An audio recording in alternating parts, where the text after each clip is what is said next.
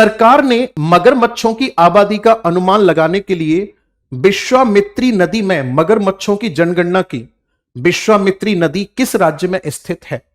दरअसल में सरकार ने देखा कि हमें क्रोकोडाइल सर्वे कराने की जरूरत क्यों पड़ रही है, क्योंकि जो विश्वामित्री नदी है, मैं लिख रहा हूं यहां पर, विश्वामित्री नदी की अगर मैं बात करूंगा तो ये नदी कहां पर फ्लो करती है, तो तब आपका आंसर होगा ये नदी फ्लो करती है सर बड़ोदरा में, ठीक है ना।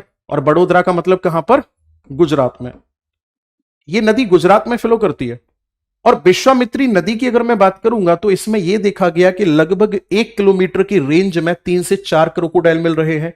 और जब टोटल क्रोकोडाइल को काउंट किया गया तो पता चला कि यहां पर लगभग 440 से लेकर के 442 क्रोकोडाइल हैं, मगरमच्छ हैं। कहां पर?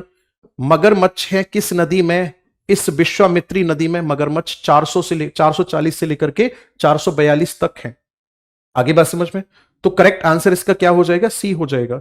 इसके अलावा एक प्रश्न और आपको एडिशनल ध्यान में रखना है, आपसे यह भी पूछ सकता है कि एक बात बताओ, स्लाइन वाटर क्रोकोडाइल कहां पाए जाते हैं, यानी कि खारे पानी के मगरमच्छ कहां पाए जाते हैं?